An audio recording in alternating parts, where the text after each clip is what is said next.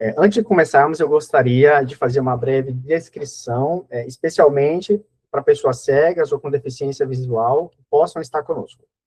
Meu nome é Fernando Garcia, eu sou um homem gay. Nesse momento, eu estou diante da câmera, eu estou usando uma camiseta cor-de-rosa, um óculos de grau, eu uso barba e tenho cabelos curtos. Eu sou um homem cis. Atrás de mim tem meu quarto, tem 2 quadros e uma iluminação. Eu faço essa autodescrição porque queremos que esse seja um espaço cada vez mais atento às diferentes formas de participação e presença. Também gostaria de registrar uma questão relacionada à acessibilidade. Nós procuramos uma pessoa para realizar a interpretação em Libras durante esse encontro e encontramos. Infelizmente, de ontem para hoje, a pessoa que faria essa função teve um contratempo e não pôde comparecer hoje. Lamentamos essa ausência e pedimos desculpas às pessoas surdas que possivelmente estejam aqui, né, ou as que assistirão a gravação depois, e que esperavam contar com esse recurso de acessibilidade. Para nós, a acessibilidade não é um detalhe, mas uma dimensão importante da construção de um espaço verdadeiramente inclusivo. Bom, são 8h12 agora, e com muita alegria nós damos início à aula magna do grupo de estudos Travessia, Gêneros e Sexualidade. Quero agradecer profundamente a presença de cada pessoa que está aqui conosco nessa manhã, e para mim é um momento particularmente muito especial, porque o nosso grupo de estudos, ele chega a esse encontro depois de uma trajetória de 4 anos de estudo, discussões, encontros e, sobretudo, de perguntas. Durante 4 anos, nós fomos o grupo de estudos em terapia informativa, ou melhor, afirmativa, que também é informativa, o ato falho.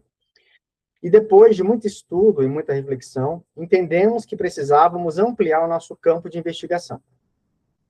A afirmação continua sendo importante.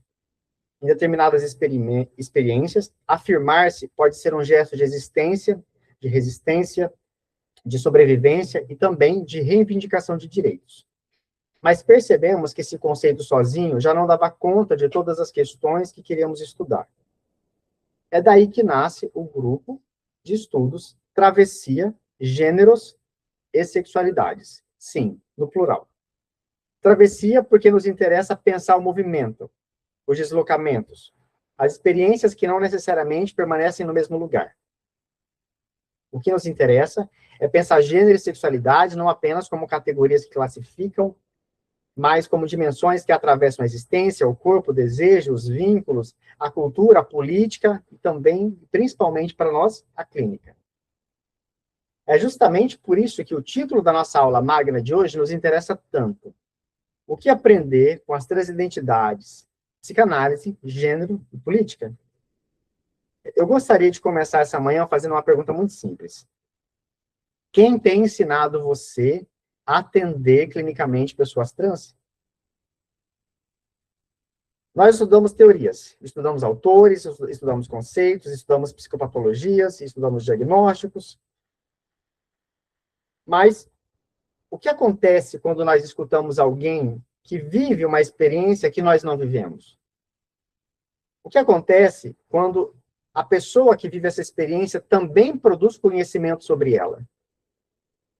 Talvez a questão dessa manhã não seja aprender simplesmente o que dizer para uma pessoa trans ou o que não dizer. Talvez seja como escutar uma pessoa trans.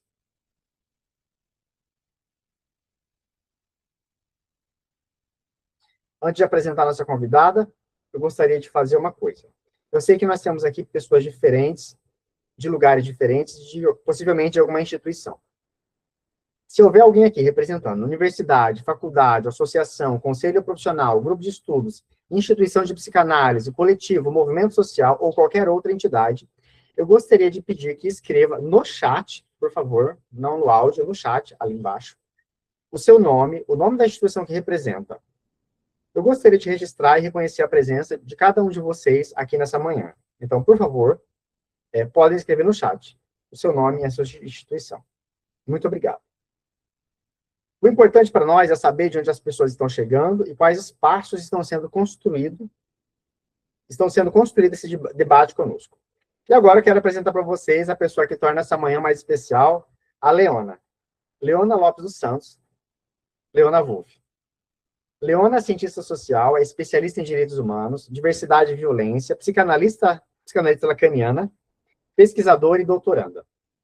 Sua trajetória acadêmica e profissional se dedica às questões relacionadas às transgeneridades, às políticas afirmativas, às violências, à identidade e às formas de produção de conhecimento sobre as experiências LGBTQIA+.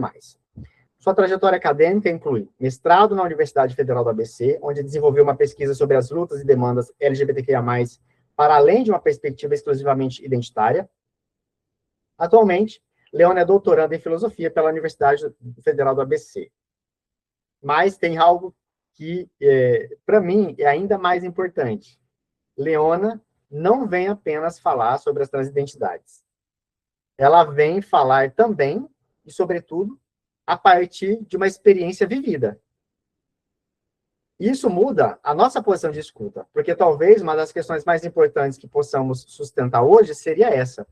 O que uma pessoa que vive determinada experiência nos pode ensinar com aquilo que nós, muitas vezes, aprendemos através dos livros. Leona, seja muito bem-vinda. É uma honra enorme estar com você aqui. Muito obrigado por você ter aceitado o nosso convite para dividir o conhecimento, mas também a sua experiência. E antes de passar a palavra para ela, eu quero dar algumas orientações gerais sobre o evento, né? A Leona vai ter aproximadamente 45 a 50 minutos da sua exposição, então agora 8h17, nós vamos até, a fala da Leona vai até mais ou menos 9 horas, por ali, um pouco mais, um pouco menos, se ela precisar. Depois disso, nós vamos abrir um espaço para perguntas e diálogo com os participantes. Por isso, eu peço que vocês utilizem o chat por escrito para colocar suas perguntas ao longo da fala da Leona. Nós vamos reconhecê-las ao final da exposição, vamos organizar um momento de diálogo. Também quero informar que esse encontro está sendo gravado. O registro será utilizado de acordo com aquilo que for previamente combinado com a nossa convidada. Respeitamos os direitos autorais e a Lei Geral de Proteção de Dados. Então, mais uma vez, agradeço profundamente a presença de todos e todas, e eu quero agradecer especialmente você, Leona. Muito obrigado por você ter aceito o nosso convite. Então, para que possamos sair dessa manhã, não necessariamente com mais respostas, mas com melhores perguntas sobre o modo da nossa escuta, sem mais delongas, Leona, a palavra é com você.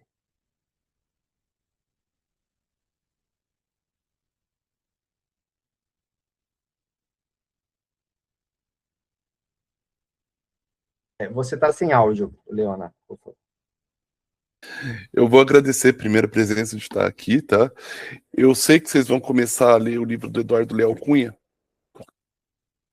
que é Aprender com as Transidentidades, tá? Eu comprei ele há algum tempo, vamos ver o que eu aprendo também com as transidentidades, segundo o Eduardo Leal Cunha, que é um cara cis, mas preocupado com isso, porque, na verdade, o que eu vou trazer vão ser mais questões para começar a pensar como estabelecer ali uma clínica uma clínica com as transidentidades sem pensar numa clínica das transidentidades.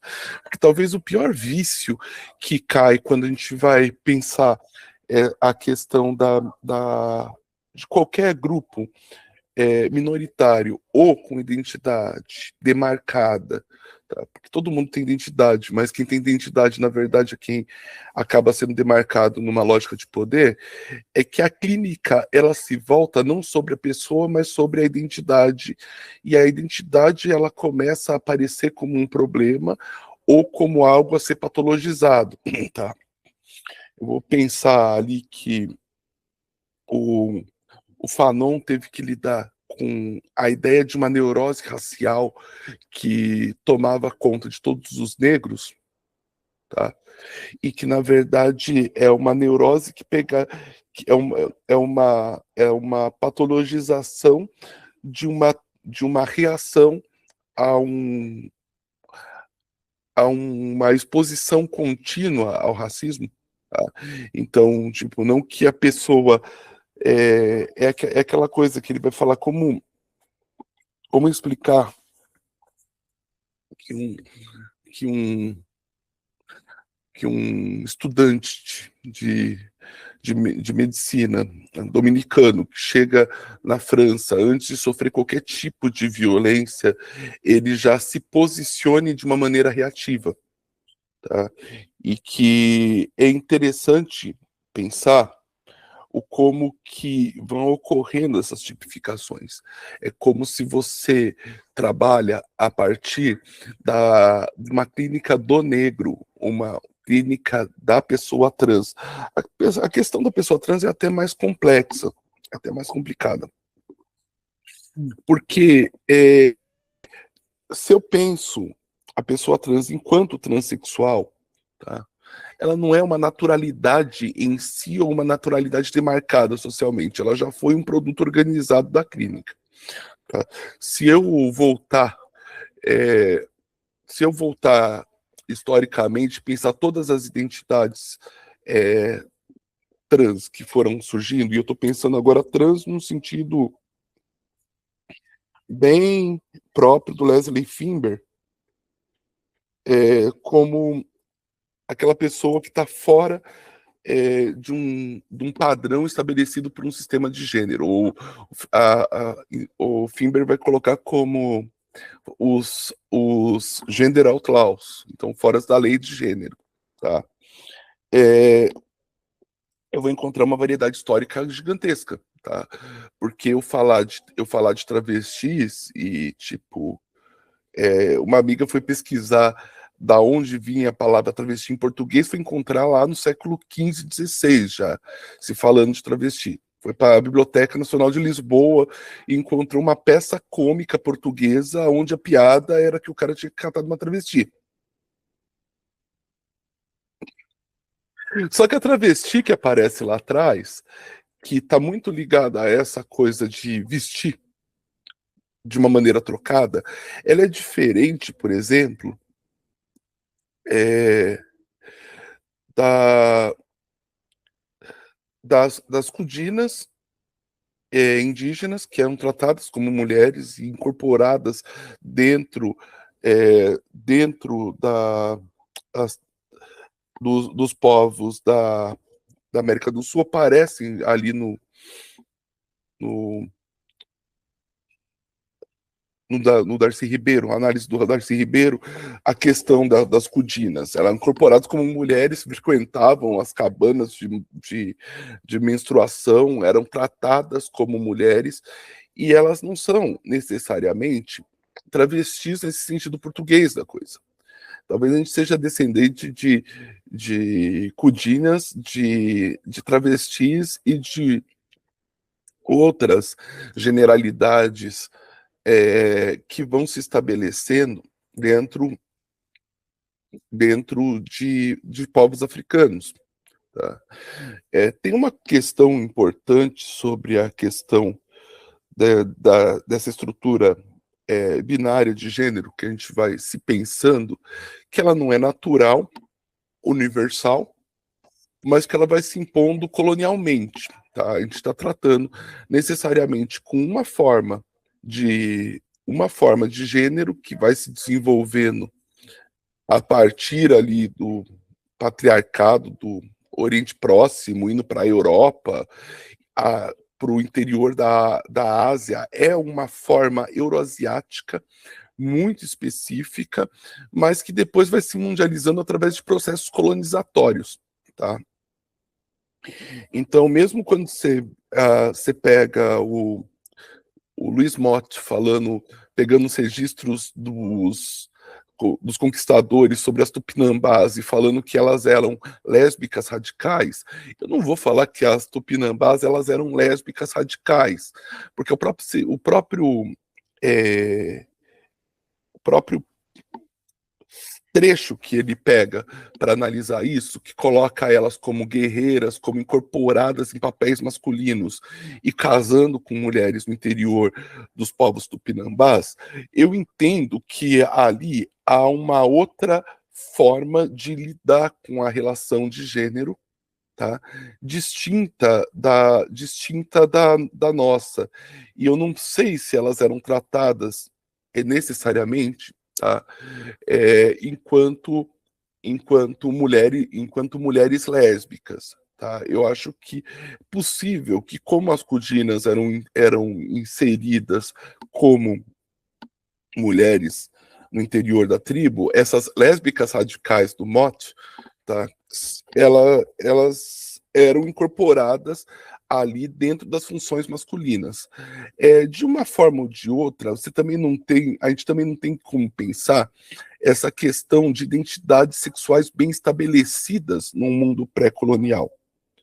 Tá? Eu estou falando isso por conta uma das questões primeiras ali de perseguição aos indígenas e da onde vem a questão da nomeação deles de bugres, ela está ligada à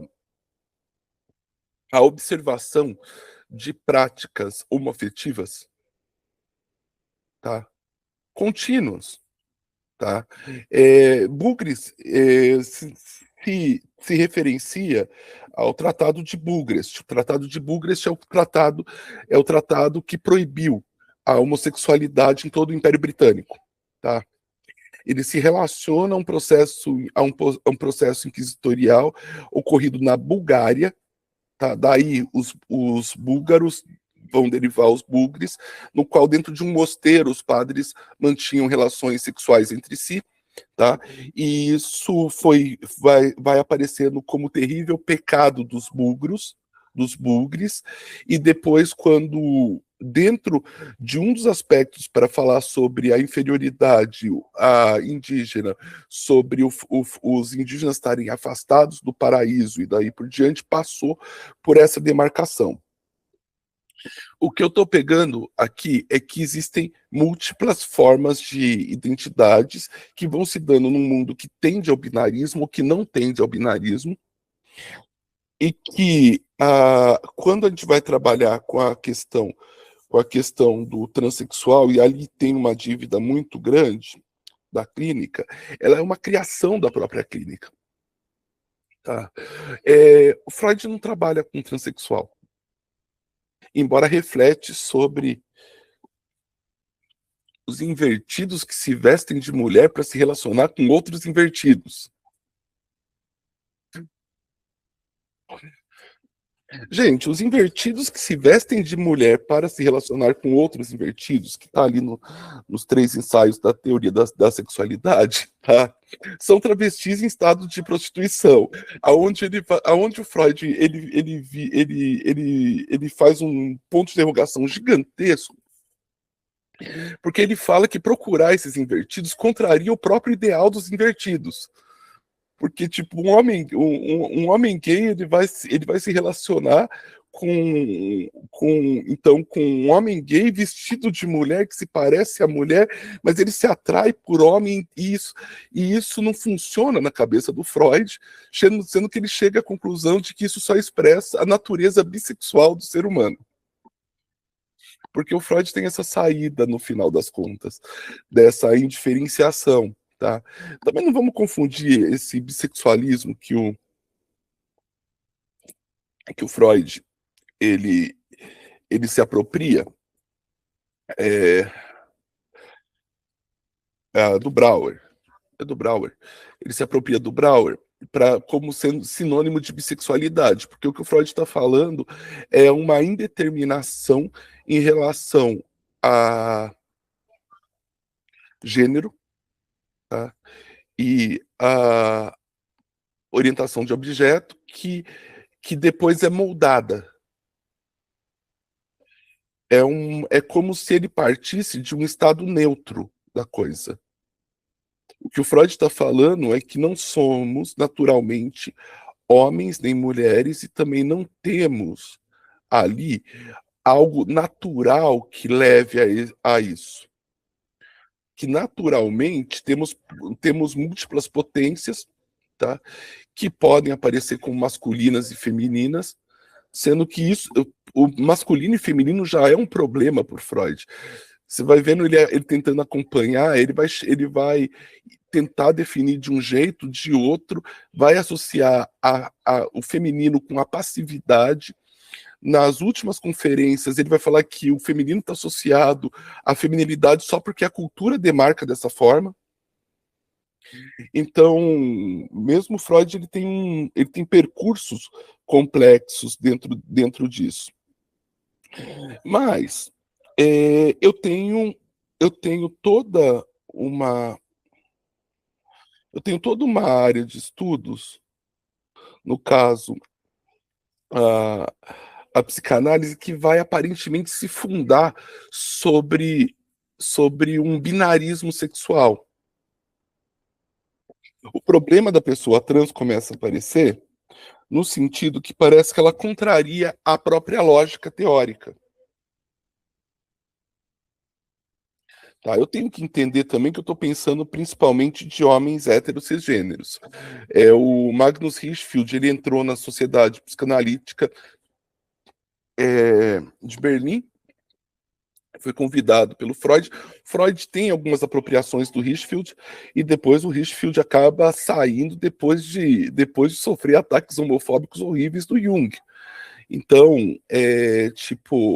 a gente tem que pensar um espaço de fala heterossexual e cisgênero.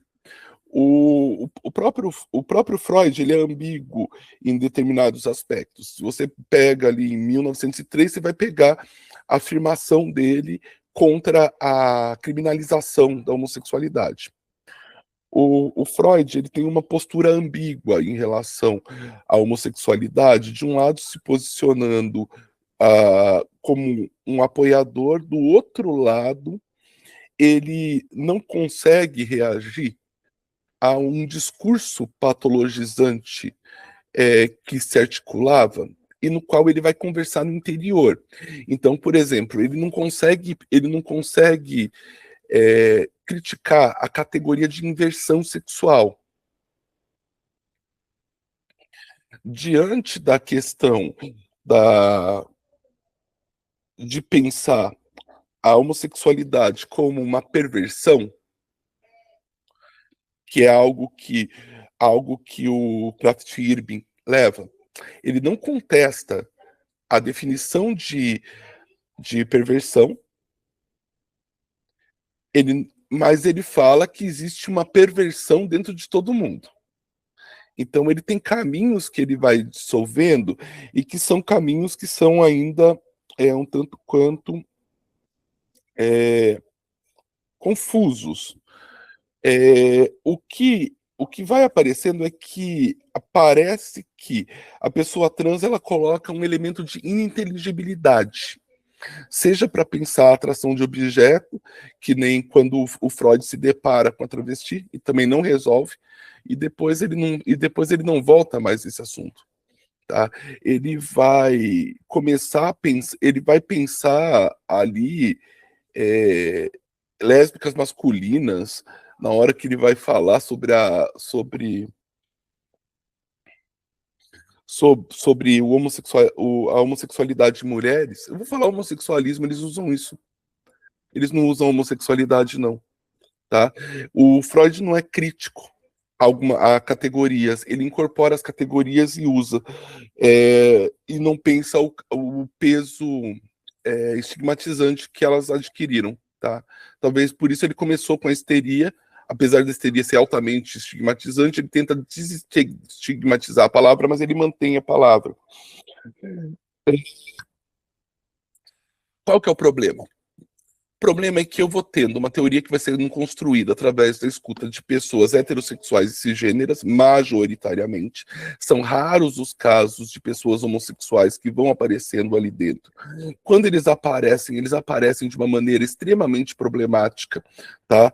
A gente pode ter avanços ali em relação à jovem homossexual, do caso de psicogênese, no caso de homossexualidade feminina, mas ali ainda tem um problema muito sério, porque se o Freud se bastasse que essa mulher ela aparentava ser mais saudável do que as outras mulheres, pensar a relação, ele consegue fixar que a psicanálise consegue pensar não o como que ela se torna lésbica, mas como que ela produz a sua orientação de objeto. Então, não o porquê que ela se atrai por mulheres, mas porquê que ela se atrai por determinado tipo de mulher. Relação paterna e daí por diante. O problema é que no texto, o título intui que o Freud está procurando estabelecer o que faz uma mulher se tornar lésbica. E no começo do texto, de fato, o Freud está preocupado em tentar entender o que faz uma mulher se tornar lésbica. Para, na sequência, ele dar esse desvio, que é um desvio próprio dele, porque ele não tem como explicar o que faz uma mulher se tornar lésbica. Então, ele começa a desvincular a análise para o que fez essa jovem se atrair por mulheres como essa dama. Tá? E isso daí ele consegue dar conta. Mas mesmo assim, no final do texto, ele está pesando ali sobre as tentativas e possibilidades ou impossibilidades de cura da homossexualidade. Percebe como que a coisa ela acaba sendo complicada? Quando entra a questão das pessoas trans, ela vai esbarrar dentro de uma composição de pensar o próprio complexo de Édipo de uma maneira simplória, tá? Que vai ter um peso muito grande da diferença genital e do medo de ser castrado ou da percepção de ser castrado com base na genital, levando a uma identificação ali com o progenitor do mesmo sexo e vinculando uma atração pelo progenitor do outro sexo. Tá. O que dá para falar sobre isso? É simplório.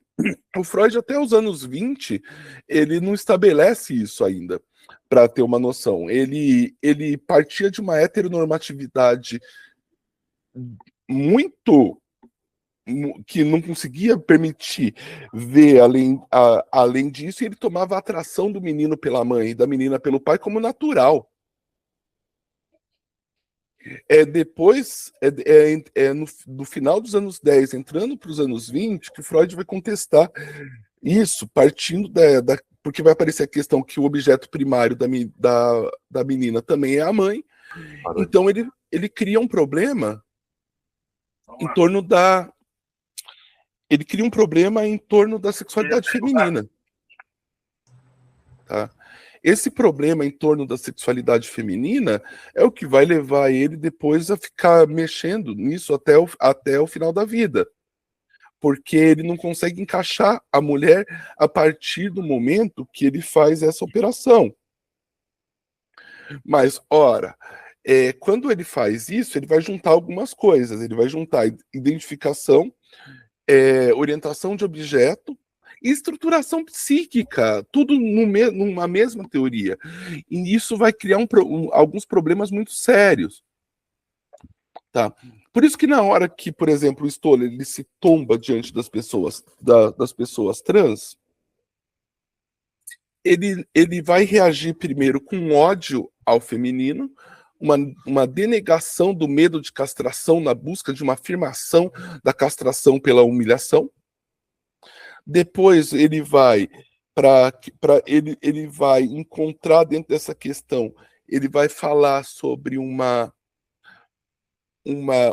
não desenvolvimento desse complexo de castração, e no final das contas ele vai separar as travestis como tendo uma perversão sexual, tá? Das transexuais que começam a aparecer ali como sendo psicóticas. O que é pesado. Tá? Então, tipo, ou você é louca ou você é tarada. É isso pro Stoller, tá? Ele vai falar sobre a necessidade de encontrar os traços disso desde criança, de tratar quando criança para o não desenvolvimento do transexualismo, E quando a gente chega na estruturação do DSM-5, isso daí vai estar tudo ali. Vai estar ali para você diferenciar o transtorno de identidade de transtorno de identidade de gênero na infância, aplicar psicoterapia nas crianças, se é em caso adulto, fazer a diferenciação entre de um lado, o travestismo fetichista, e do outro lado, o transexual verdadeiro.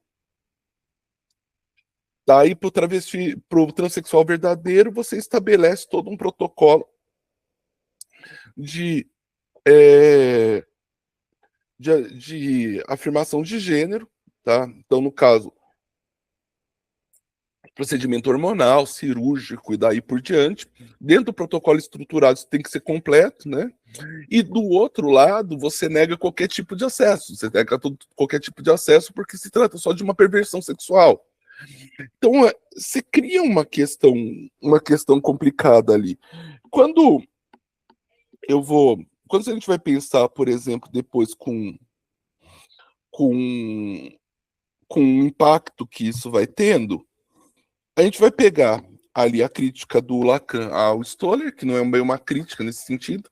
O Lacan não está com problema nenhum da pessoa trans ser classificada como psicótica. O problema dele é o como que o Stoller entende a psicose, porque ele vai falar que o Stoller não aprendeu, ele carece de aparatos dialéticos, porque ele desconhece a foracruzão do nome do pai. Que se o Stoller fosse lacaniano e não partisse da Klein, ele conseguiria explicar melhor esse tipo de caso. Daí ele chega num ponto do nodal que ele vai falar que ele vai falar que ele vai falar que o erro o erro comum do transexual, o erro do transexual é o erro comum, que é o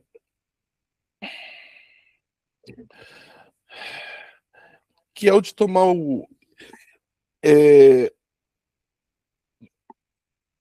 eu não lembro de fato também, eu não sou uma enciclopédia para juntar a citação, mas o erro comum é o erro neurótico comum, que é o erro de tomar a coisa como falo. O falo como a significação do falo. Então, é o de pressupor que através ali do tratamento, da hormonização, tá? Se resolveria todos os problemas, ou se conseguiria uma plena realização. Nesse ponto, o Lacan tem razão, porque a gente vai tombar, de fato, com um monte de gente que vai fazendo um monte de procedimento, que vai realizando uma série de mudanças corporais e que sempre vai tendo uma sensação de insuficiência. Porque esse estágio imaginário de plenitude, ele não existe. Dois, a gente não para de sofrer uma violência e uma pressão social contínua. Tá? Então, a imagem do espelho, nem sempre ela vai levando, porque você já entra numa dimensão de ser aquilo que você não é ou não pode ser. Tá, isso aí talvez já seja bem específico, eu não tinha nem parado para pensar por essa questão. Então, por mais que uma mulher trans ela vá se tornando cada vez mais feminina, é difícil para ela conseguir se ver dessa maneira. É como se sempre faltasse alguma coisa. Algumas mulheres trans vão para uma hiperfeminilidade, alguns homens trans vão afirmar uma hipermasculinidade. Mas mesmo assim, acha que ainda está menos feminina do que uma mulher cisgênera. Tá? Tá? Tem uma analisanda minha que eu até perguntei para ela, porque era totalmente, ela tinha uma passabilidade total. Eu perguntei para ela o que que era, como que era, então, uma mulher ideal para ela. E ela falou que era loira, alta, com peitão. Ela não tinha um peitão. Eu perguntei para ela, tá, mas como que são os seios da sua família, das suas irmãs, da sua mãe? São grandes? Não eram. Mas ela, como uma mulher trans, tem que ter os seios grandes. Não basta ter seios pequenos, porque os seios pequenos ainda colocam o estigma de não ter seios. Ah, não, é uma lembrança de não ter seios. É como se o seio tivesse que afirmar além da afirmação. Enquanto uma mulher cisgênera, ela pode ter seios grandes, seios pequenos. Uma mulher trans tem que ter seios grandes. É como se uma mulher cis, ela pode usar a roupa que ela quiser, entre aspas, mas que seja, ela pode estar usando roupa esportiva, ela pode estar usando um agasalho, ela pode estar usando um blusão. Uma mulher trans, ela se sente apagada em relação a gênero se ela não estiver utilizando uma roupa que demarque o feminino de uma maneira gigantesca. Então a gente tem uma dimensão ali de uma assimetria, de uma falta, sim. Tá. Você tem avanços, você pode ter um avanço partindo do Lacan desses últimos seminários, porque ele vai pensar a sexuação como posição em relação à falta e não em relação à genitalização, de fato, tá? É, ele vai tomar gênero como sendo um semblante, se estabelecendo numa relação em relação ao outro. Não é óbvio, tá? No seminário 18 ele vai colocando como que o menino tem que provar para si mesmo que ele não é a menina, então ele vai se afirmando em relação a ela. Ele vai falar sobre a menina que não se feminilizou, que ela vai sendo demarcada desde pequena, as pessoas falando faltou pouco para ser um menino. Ela entra num. Ele faz esse jogo. Há algumas questões, mas também não tem um avanço ali. Mas se a gente for pegar, por exemplo, um lacaniano importante, tipo Mustafa Safwan, ele pega o eixo ali da psicose e da questão da foraclusão do nome do pai, e ele chega à conclusão de que. E ele reforça uma teoria do transexual ser psicótico, tá? Que é assim, o transexual é psicótico, a mulher trans ela é psicótica, tá? O Safwan, deixa eu ver se eu pego aqui. Safwan contraponto-se a Stoller. O Stoller considerava a função paterna separar a mãe do filho, servindo como modelo de identificação do menino, que não ocorrendo levaria à manutenção da feminilidade dele, desenvolvendo a transexualidade. Tá? Então, falta de pai pro Stoller, tá? Leona, por favor, você pode soletrar essa fonte, porque eu não conheço e eu quero procurar. O Safwan Uhum. é Safouan, Tá, tá? obrigado. Mustafa Ah, Safwan. Você deve ter, o cara que escreveu a Lacaniana. Eu tenho Lacaniana 1 e 2. Tá? Então, para o Stoller, a função do pai é separar a mãe do filho e servir de modelo de identificação para o pai, para o filho. Se isso não acontece, você mantém uma feminilidade originária no menino que vira uma mulher trans. Tá? Isso para o Stoller. O Safwan ele toma essa função paterna como linguagem, interiorização de uma ordem simbólica, corte da simbiose mãe-bebê, intrusão de significante do nome do pai, e ele vai levando a uma complexificação que faz a pessoa trans virar praticamente o Norman Bates do Psicose. Tá? Se eu for acompanhando tentativas de remendo disso, mesmo pegando ali o Coutinho Jorge a Travassos, embora eu vou falar que ali tem um outro problema, que é um problema de uma militância por manutenção de um poder médico cerceador das transidentidades, que vai aparecer tanto no livro Histeria como no Transsexualidade, tá? O corpo entre a ciência e alguma coisa. Tá? Porque ali você busca uma identificação da pessoa trans enquanto histeria. E o aumento dos casos de transexualidade para Travassos e para o Coutinho Jorge como sendo uma epidemia de histeria. Mas problema que isso pode ter, tá? O Freud ele não fala de contágio histérico dessa maneira.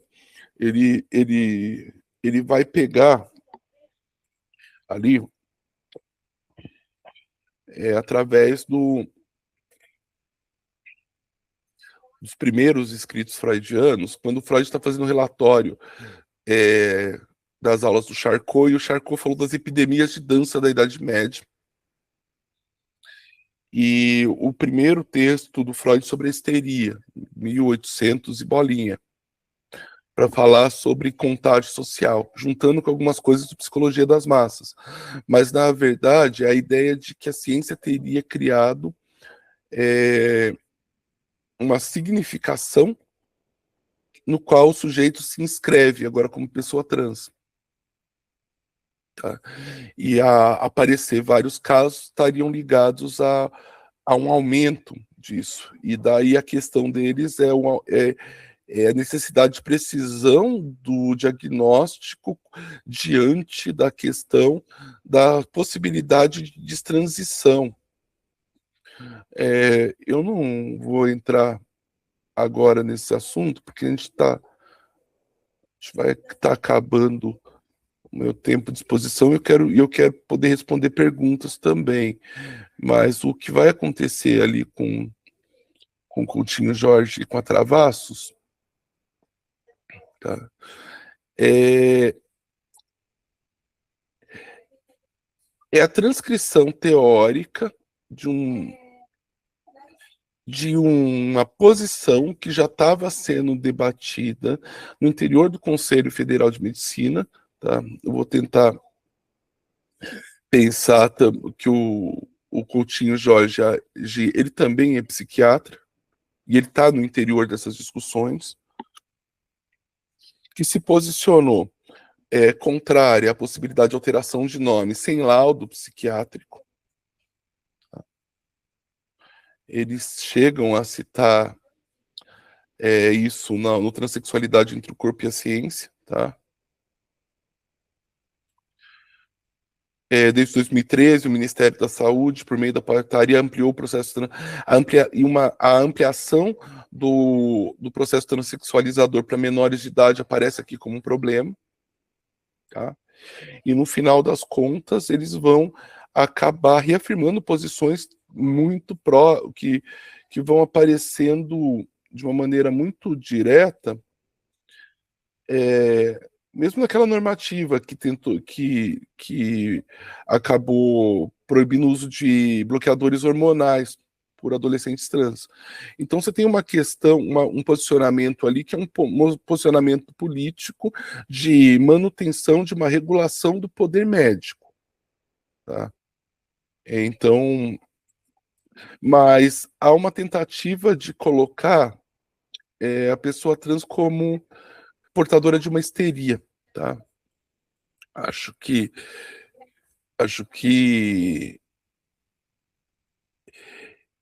cai-se na mesma questão, tá? Então, por que uma determinada identidade ela tem que estar ligada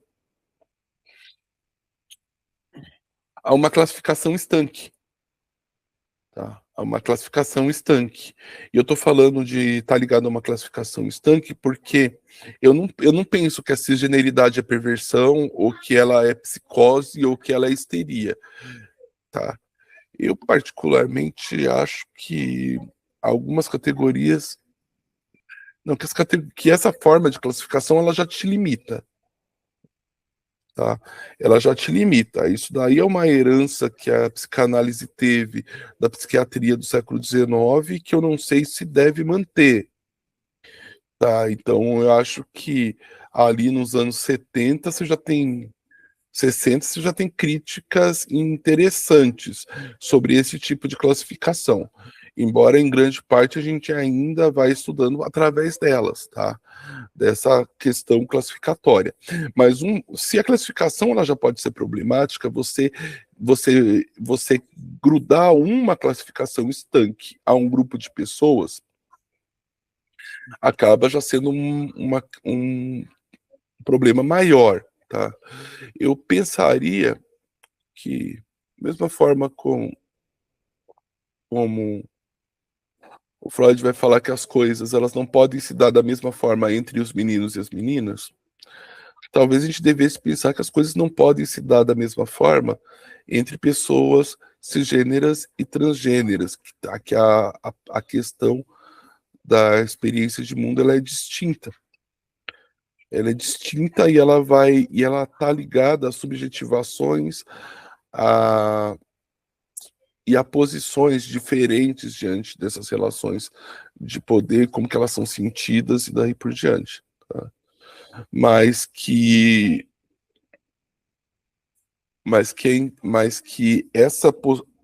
essa forma, tá? Na hora que eu tenho esse diagnóstico fixo em relação a uma identidade, ela é altamente problemática, limitadora, tá? Ela faz a leitura do sujeito através de uma leitura externa que já pressupõe, a princípio, se a pessoa é psicótica porque ela não vive dentro do gênero designado a ela, ou que ela é histérica e essa histeria ela leva ela por em questão o próprio sexo e por isso que ela se torna seduzida por um discurso dominante na ciência que seria o discurso o discurso transexualizador, que eu não sei nem se é um discurso dominante, tá? Isso aí é muita coisa, mas eu vou abrir para a gente poder conversar um pouco também, tá bom? Então é isso. Muito obrigado, viu, Leona? Muito obrigado pela sua fala, muito obrigado pela sua presença. É aqui extremamente potente, de muito valor, muito além do que eu acho a gente estava preparado. Não sei se alguém está preparado para isso, mas enfim. Mas, assim, muito obrigado por isso. A gente vai começar a abrir para perguntas, por favor. Então, quem puder, levanta sua mãozinha, a gente vai seguir esse caminho aqui, tá? Então, o Google Meet, ele vai mostrando para mim a ordem de quem levantou a mãozinha. E a gente vai combinar. A gente vai combinar de que as perguntas, elas sejam claras e objetivas. Não é para fazer um discurso para a Leona. A gente faz no final de agradecimentos.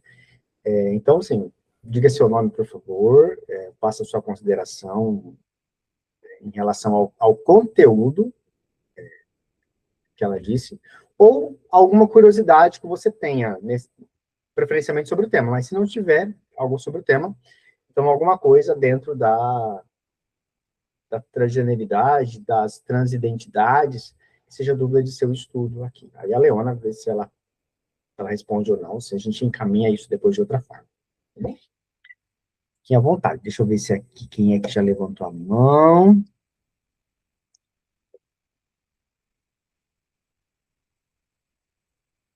Tinha uma mão levantada ali, abaixou? Cadê? Bom, então eu começo aqui. Leona, você faz um, um, um resgate histórico muito bom. Eu, por exemplo, não tinha essa informação de que um primeiro registro histórico nosso está no século XV. E apareceu como uma piada. Isso é muito interessante no sentido de curioso, mas também assustador, né? É o lugar onde a pessoa trans é colocada como aquela que diverte, como aquela que é instrumento de riso, como aquela que está a serviço do gozo do outro, quem é esse outro que goza, a quem eu objetifico para o meu gozo, né? Não é alguém que participa comigo, mas que está a serviço do meu gozo, tá? Objetificada já desde o começo. Eu não li a piada, não sei, eu tô comentando aqui.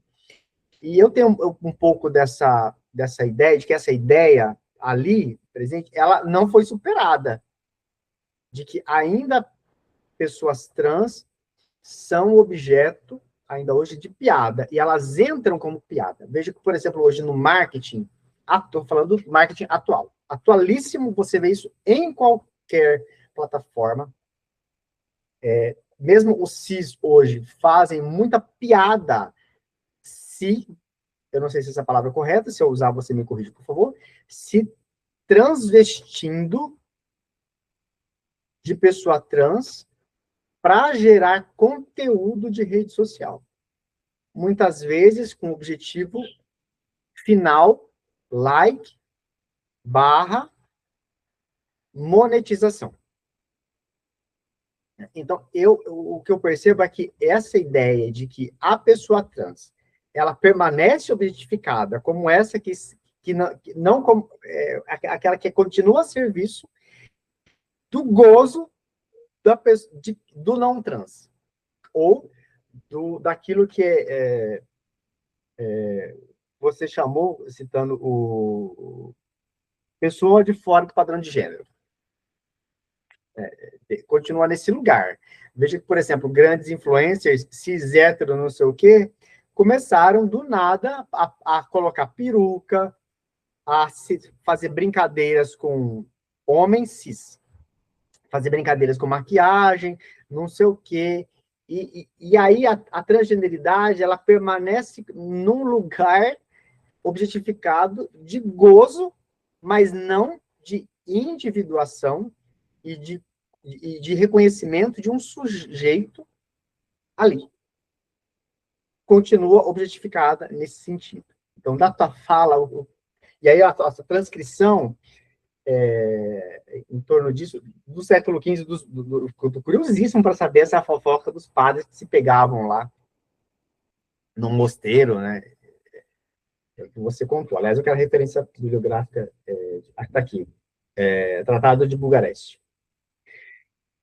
Bom, do Freud e do Lacan, eu não vou comentar muito, que aqui vai dar muito pano para manga, talvez alguém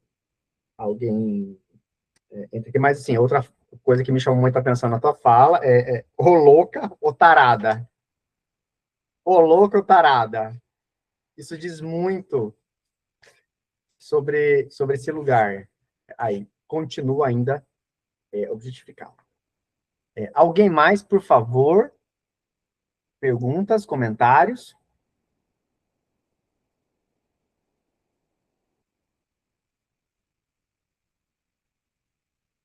Pois não, Esther? Pode abrir o microfone e falar. Oi, a minha pergunta é a respeito de identidades não binárias, por exemplo, né? Eu queria saber em qual momento isso começa a surgir dentro desse repertório, né? No sentido de identificação de pessoas não binárias, né? Porque a Leona falou sobre o binarismo, né? E falou sobre como essas identidades, muitas vezes, elas acabam se colocando como hipermasculinas ou hiperfemininas, né? Mas aí sempre indo de um lado para o outro no sentido de, como fala? No sentido de totalização, né? No sentido de colocar polos opostos, né? Em qual momento que isso surge, né? É uma pergunta que, assim, parte de uma leitura leiga mesmo, né? Eu queria entender melhor e ter referências melhores em relação a pessoas não binárias dentro da clínica. Então, se for possível, me dar uma referência, agradecido.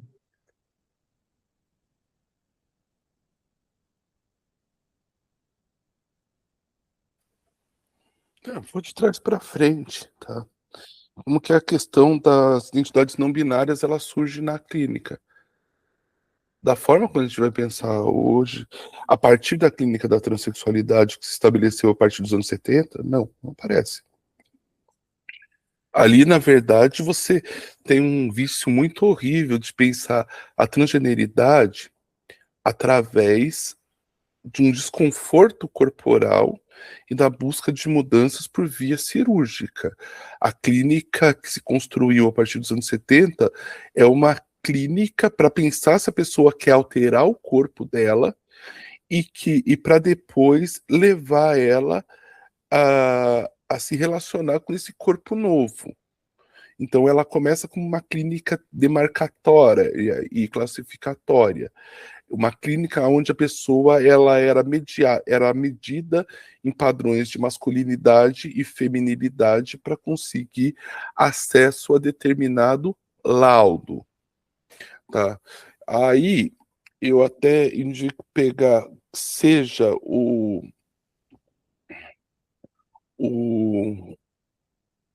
o livro Transsexualidade, que é o pequenininho que é Transsexualidade, da Berenice Bento, ou o livro maior dela, que eu tenho aqui, mas me fugiu, que ela vai pegando registros dessa clínica transexualizadora, que foi da forma como ela foi se estabelecendo. Na hora que isso entra no SUS nessa questão de tratamento hormonal e tratamento cirúrgico. Se eu tentar resgatar a história da psicanálise para pensar a questão não binária, o bissexualismo originário do Freud é não binariedade. Por Freud, você é não binário e depois você é binarizado. Tá, você é binarizado. Isso aparece no Lacan também, porque o sexo não aparece como como uma natureza. Você é sexualizado, tá?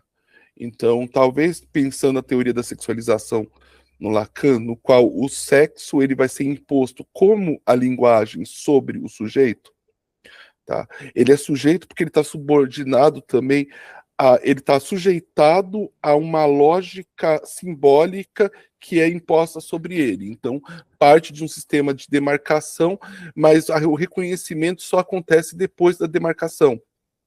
Então, pro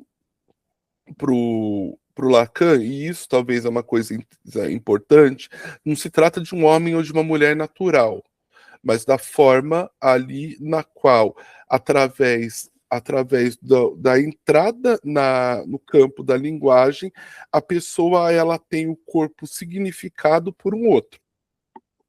Tá? E essa significação do corpo por um outro, ela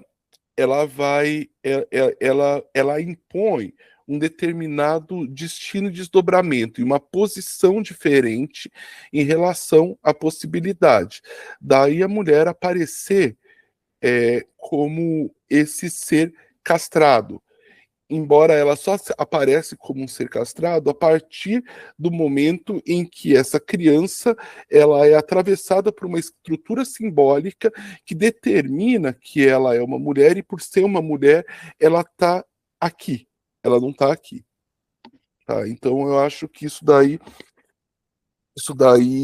é uma das questões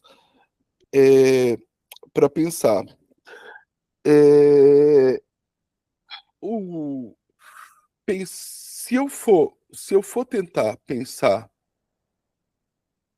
o Freud em si, ele vai afirmar que não há uma natureza masculina e feminina. O, o Fliess, ele toma como o sentido, como o principal problema, já a sexuação. Então, a formação de um binarismo de gênero. E o Ferenczi, tá? O Ferenczi, quando você pega o análise terminável e interminável, e você vê o Freud reagindo ao Ferenczi, o Ferenczi ele coloca como objetivo, como que deveria ser o objetivo de uma análise, conseguir tratar a masculinidade dos homens e a feminilidade das mulheres, no sentido de de desmasculinizar os homens e desfeminizar as mulheres. Porque a masculinidade e a feminilidade, elas vão aparecer como complexos sintomáticos. Tá? O que o Freud fala que por esse caminho a clínica não avança. Tá? O rochedo da castração, para o Freud, ele se encontra dentro de um caráter sexual. Então, a hora que você contrasta essa masculinidade, os problemas relacionados a ela, é a hora que a análise deixa de andar e que as resistências aumentam. Mas a gente pode tomar que, do seu nascimento, a questão do binarismo e da limitação própria para ele, da forma como ele vai se estabelecendo em relações assimétricas de poder, ele vai limitando a possibilidade de desenvolvimento das pessoas, ele aparece como um problema. Em suma, a psicanálise ela é antibinária. Tá? Mas quando eu estou lidando com pessoas com uma identidade não binária, dentro dessa clínica do transexual, ela acaba não funcionando. Ela não abarca. Mas eu vou falar a verdade, essa clínica do transexual, ela não abarca nem as pessoas trans binárias, para falar a verdade. Ela só ela classifica, e na hora que ela classifica, ela cria um sujeito descolado da pessoa e depois ela aplica um protocolo uniformizador. Tá?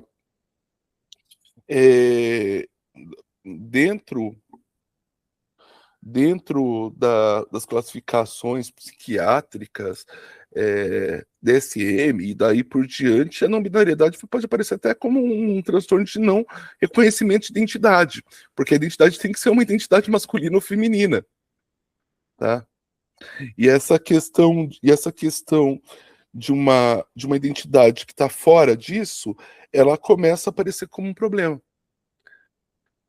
Não há um nome, tá? É engraçado.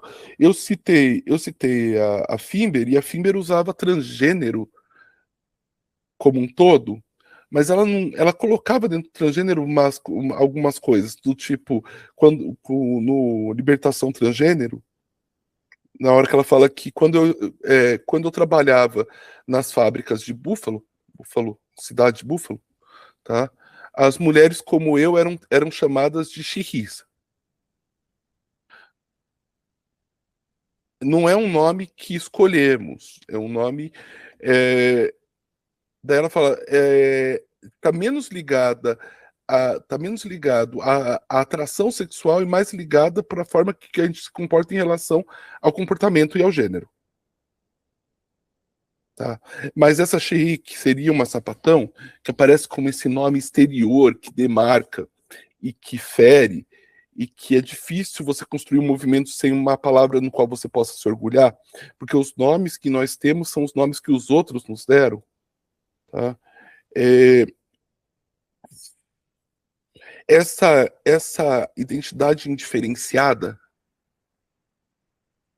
ela não tem nome ali.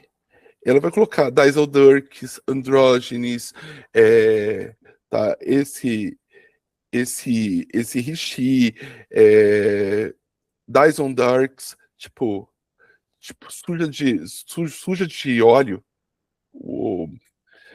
entre vários outros termos, mas a gente tem que entender o gênero além dessa binaridade para tomar contato com um gênero real, e não através dessa composição, desse Frankenstein criado pela clínica, que é esse transexual ideal, no qual eu estou falando. Citei a bibliografia da Berenice Bento, mas você vai percebendo que para ter acesso a direitos, muitas mulheres transexuais elas foram se cultivando em reforçar o discurso que a medicina falava sobre a transexualidade, para conseguir acesso a laudos, e sendo que esses laudos eram um caminho de mediação com os direitos.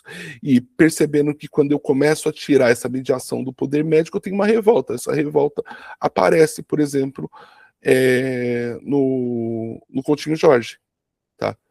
Que é uma referência em estudos sobre psicanálise, mas ali no Histeria, no final do Histeria e no Transsexualidade, o que a gente vai vendo ali antes do psicanalista é o médico defensor do poder médico falando, que vai aparecer ali também.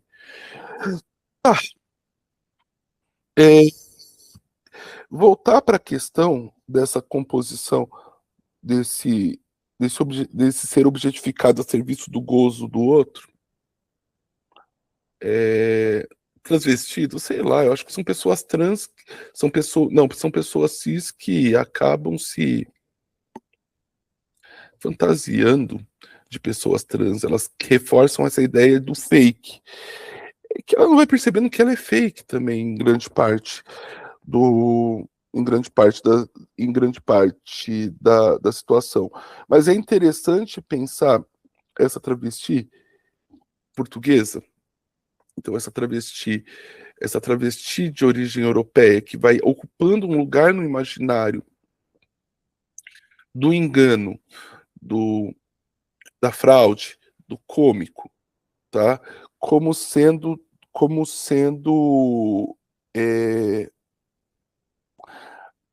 uma das formas de lidar com a imposição de um binarismo sexual e de gênero e a determinação disso, como que ela vai vindo por uma via colonial europeia. E o papel colonizador do riso. Porque é um riso do outro. É uma demarcação do outro sobre você. O outro te reconhece como diferente. Eu acho que antes de você sentir, você sente a relação da diferença e depois você se reconhece no interior da diferença. Tá, isso é bem semelhante à forma como vai ser descrita a relação da menina, que ela é demarcada, ela é inscrita e depois ela vai sentindo. Talvez uma das questões centrais é desvincular esse processo de castração como uma coisa geral, se eu pensar em estruturação do sujeito, de uma castração como sexuação, porque ali se impõe uma sobrecastração. Essa sobrecastração, ela vai aparecendo já nos relatos do Freud, desde os primeiros casos, quando ele vai tombando com a condição feminina. Talvez o Freud até o Freud dos 1900, dos 1800 e pouco, ele é rico em material empírico. Ele não está formulando uma teoria sobre a feminilidade, mas ele está observando mulheres, né? No Moral Sexual Civilizada e Doença dos Nervos Modernos, que é um texto bacana, é um texto um pouco que tem algumas questões que depois vai aparecer ali no Mal-Estar na Civilização, mas tem coisas que se perdem. Uma das coisas que são importantes ali é que se a moral sexual ela se relaciona ao desenvolvimento de doenças nervosas, elas afetam mais alguns grupos da população. E daí o Freud começa falando como que ele vai colocando as mulheres e os homossexuais, tá? Como que a estrutura, como que a forma no qual a moral sexual ela se dá e ela se reforça, ela gera áreas de exclusão. Ela demarca, ela impõe uma regulação maior sobre o comportamento feminino do que masculino. Tá? Olhando ali olhando aí para esse primeiro Freud, a gente vai vendo como que vai aparecendo uma mulher sendo demarcada como mulher ela tem toda uma vida limitada e ela tem uma série de questões que vão gerando possibilidades e impossibilidades de vida. Quando eu penso numa nomeação de uma dissidência, e uma das questões centrais aqui é que essa travesti portuguesa ela é dissidente, ela não é incorporada, tá? A Cudinha do Darcy Ribeiro, ela é incorporada. Ela não é um gênero dissidente. Ela é entendida enquanto não uma cunhã, mas uma cudinha, tá? Mas ela está dentro da estrutura da aldeia e dentro da estrutura de gênero local que ele está observando. Quando eu penso essa travesti portuguesa, ela já está deslocada. Ela diverge de uma estrutura e uma de gênero rígida, tá? Heterocentrada, hierárquica e naturalizadora. Então ela aparece como, ela é demarcada já como esse outro inferior.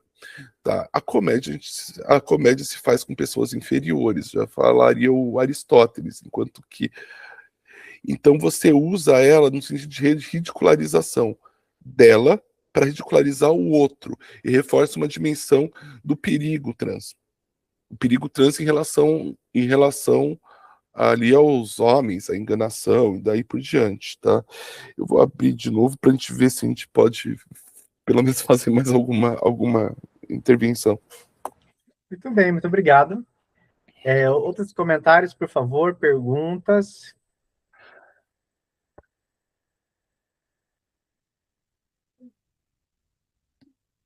Não sei bem se é bem uma pergunta, né, mas ouvindo a Leona, né,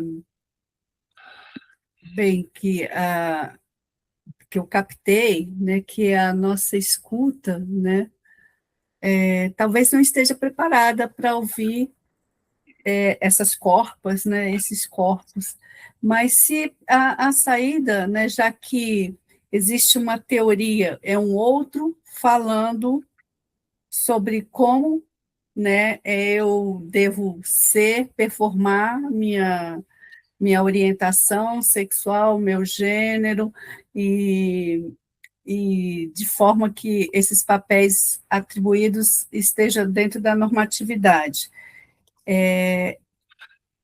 E qualquer teoria, né, será sempre esse outro falando sobre mim, né? Mim aí eu estou falando no caso dos corpos, de todos os corpos, porque no caso eu ao me colocar me reconhecer dentro de uma identidade, né? Eu pressuponho que existam outras, né? Então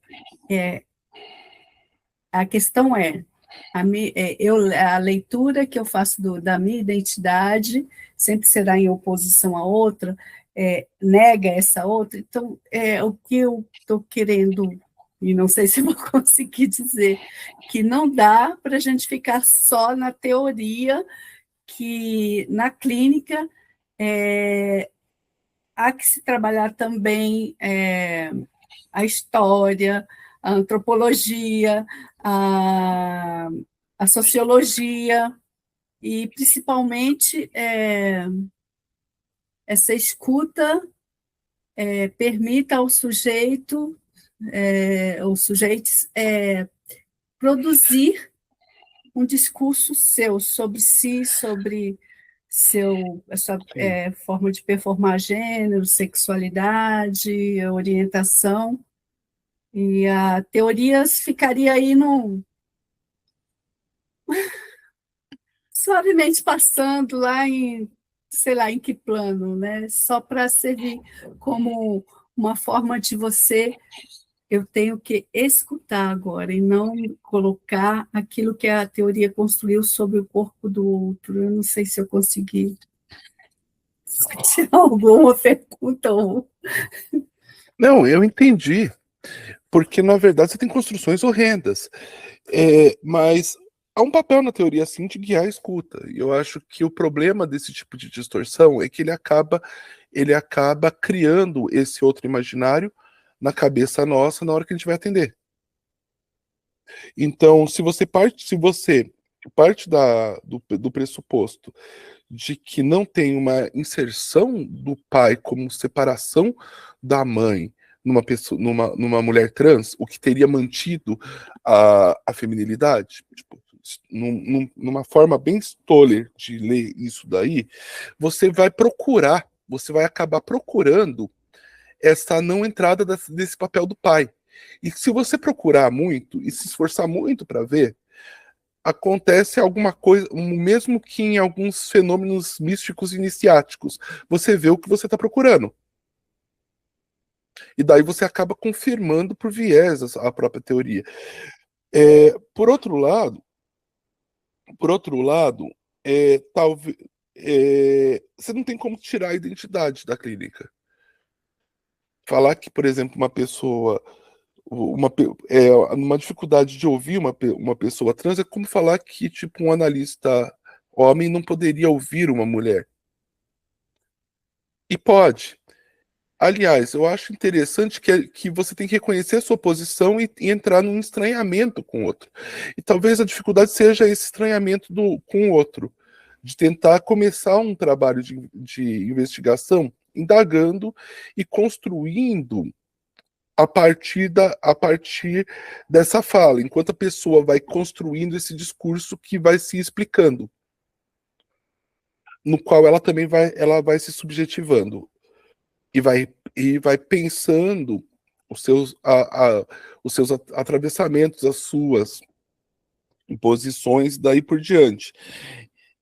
O que é difícil dentro da teoria é essa tentativa, essa forma, esse ímpeto classificatório e demarcatório. Eu acho que isso aí é um legado que a gente toma ali de uma ciência vitoriana, tá?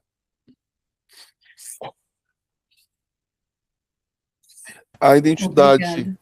a identidade de um se afirma no outro e ela produz, mas ela tem flutuações também. Então, elas se alteram. Você olha para o outro, às vezes você se identifica também em aspectos no outro que aparece como diferente. É, isso tem que ser acompanhado com calma, mas tipo, há transformações subjetivas também.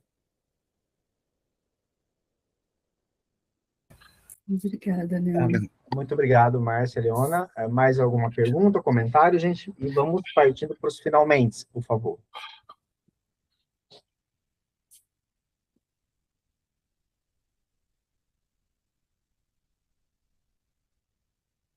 Não? Então, beleza. Então, Leona, por favor, suas considerações finais, por gentileza.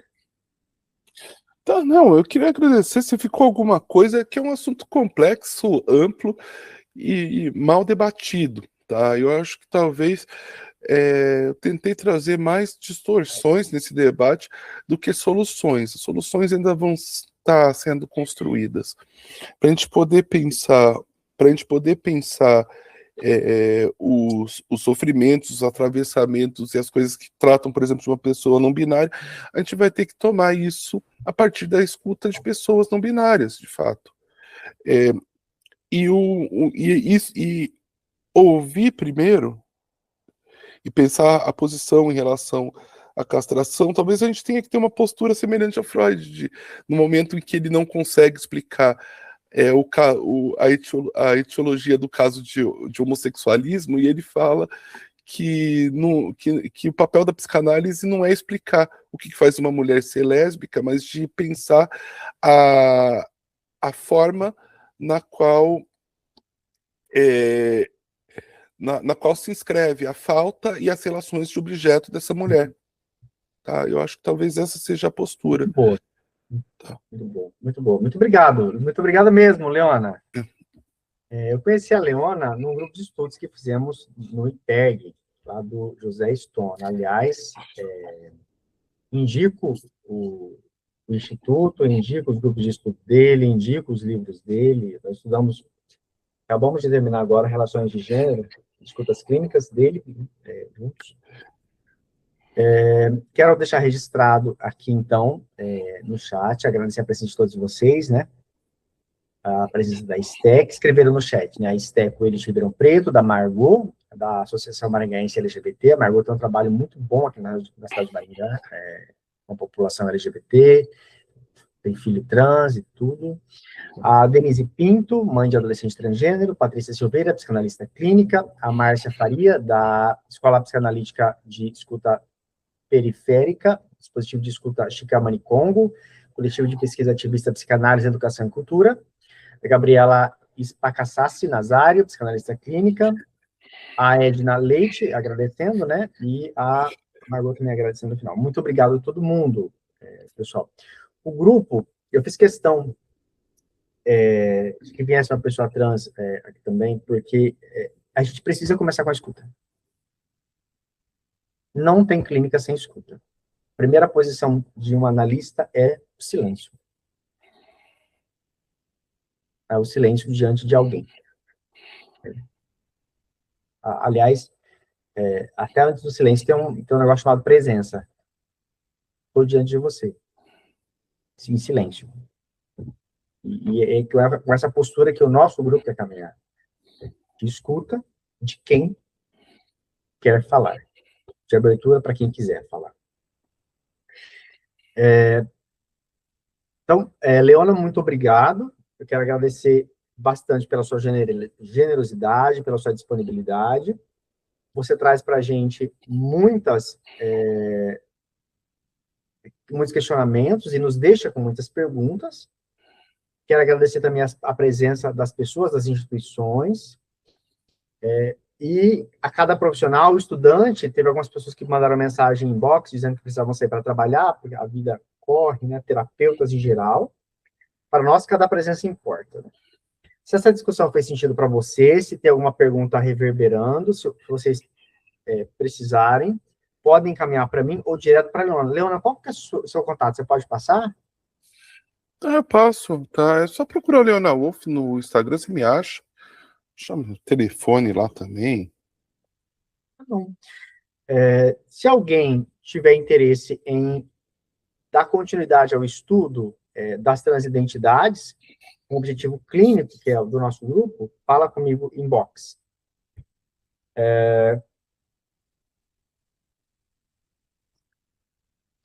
Que mais? Bom, muito obrigado a todos. Então, sempre preciso dizer, o nosso grupo, ele sempre foi gratuito. Sempre foi gratuito, especialmente para privilegiar terapeutas em início de caminho terapêutico. Agora, gratuito não é de graça. Haverá um preço a ser pago no estudo. A dedicação, o tempo e a seriedade em que levamos. Permaneceremos assim.